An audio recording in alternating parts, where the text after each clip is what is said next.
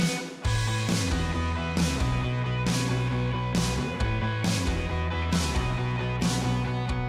this section, we're going to look at trade, that is international trade usually, although it could be trade between any company, but I think we're going to focus on international trade. It has a long process and sometimes it seems a little bit complicated, but let's go ahead and jump in from the beginning and we'll take it step by step. Of course, when you want to execute trade between companies, you have a buyer and a seller. And that's usually the way I'm going to talk about it in this lesson, which is the buyer and the seller, or we could say the importer and the exporter. When a business wants to sell a product, they need to first produce it and then they need to find buyers. Usually that would be in an overseas market. Now there's a first step to this, and that will be the offer. So in this section, we're going to be talking about the offer, and that is the details of the product and the price of the product. Later, you may have a counter offer. That is, something about the offer is not acceptable to the buyer, and so they want to change something in the offer. So that's called a counter offer. So those are just a couple of the first steps that are involving the trade process. But it gets even more complicated than that, because if the buyer is not satisfied, they have a counteroffer, but then there can also be the seller's not satisfied, and that would be a negotiation offer. Well, that all seems to be getting a little bit complicated. What we're talking about is a back and forth or a negotiation. Sometimes it'll be simple. There's just an offer and everybody's happy. Sometimes there'll be a counteroffer, then everybody's happy. Sometimes there'll be a negotiation offer, then everybody's happy. Or sometimes it can go on much, much longer. There can be a counteroffer to the negotiation offer and a counteroffer to that. So it can go back and forth for a very long time. On the other hand, it could be very fast. The goal, of course, is to reach an agreement, or what we say, agree on terms. That is, we agree with the product, we agree with the price, we agree with the shipping, and any other details that are involved with the sale. Once that's all done, we can make an order, and then both sides should be happy with an order. We're going to talk about an order, but not in this part. Today we're going to focus, or this video is going to focus on offers. So what's involved in an offer?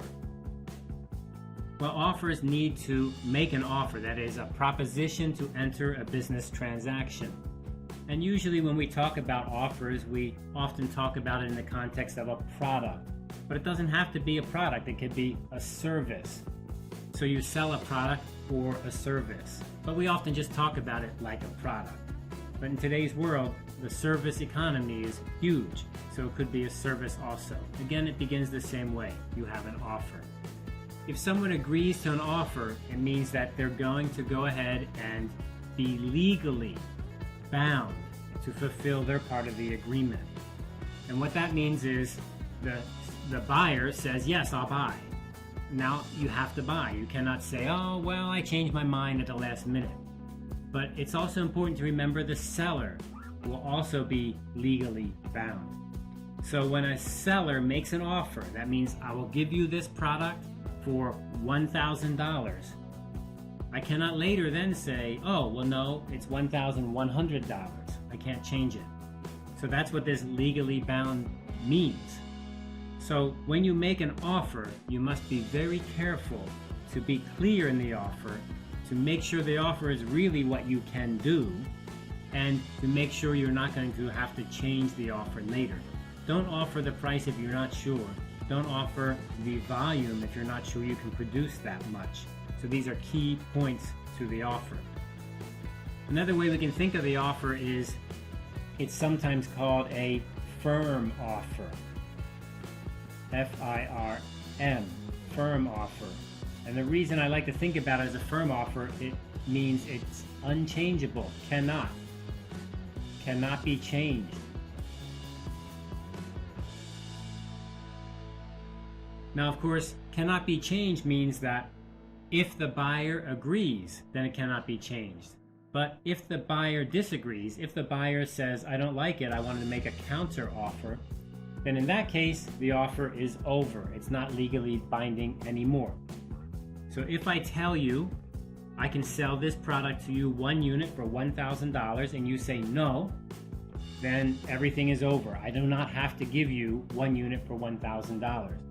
Later, if you say, you know, I want to buy it for $1,000, I can say no, because you refused. You refused my firm offer. On the other hand, if you accept my firm offer, I must give it to you. I cannot change and say, well, you know, I changed my mind, or I can't not do it, or I'm out of stock, or I'm out of inventory. You really cannot use an excuse like that. So this is why I like to use this idea of firm offer, meaning unchanging. The offer must contain the details of the offer. So this will usually include things like price, shipping terms, the time frame of delivery, and any other details about the product, such as, for example, maybe your product has something special, like a special feature, or insurance, or some kind of color. All of those things must be in the offer. It's very important. If you forget to put it inside the offer, then later the buyer accepts your offer. What are you going to do when the buyer says that you sent the wrong color? It's hard to argue you sent the right color, because in your offer you did not make it clear. So it's very important when you make an offer that you really have all the details very, very clear. An offer can be sent as a response to an inquiry.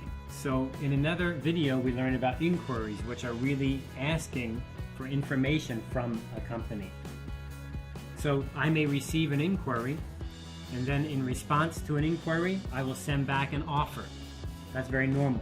So this is one way you can answer an inquiry. Just go ahead and make an offer. Offers often are normal business letters. That is, they have a heading, they have an opening, and they have a body and a closing. Very normal, very formal. Now, of course, you would use an email, but you could send it on paper to be very legally binding and formal, but it's very normal these days to use an email. Now, you have to remember, the heading, opening, body, and closing are the key parts to make this look very formal. You don't want to write an email and just say, well, how about 10,000 units at $150 a unit? How about that? Something like that, okay? That's not really a clear, firm offer. And you may end up regretting that you say something that's not formal because you make a mistake, or the buyer assumes something that's not true. They can be fax messages, which means you send it to their fax machine, which would be printed out on paper. And of course, most commonly today, they'd be email messages. But you know, another thing that's possible is they actually could be spoken. That is, I can make an offer to you just by talking to you. You can make an offer on the telephone, or face-to-face, or in a meeting, or in a teleconference over a video screen using a video camera. Those are offers too. And the same thing applies. You need to be careful, because if you don't say the information clearly, then the other side may get something wrong and you could get in trouble.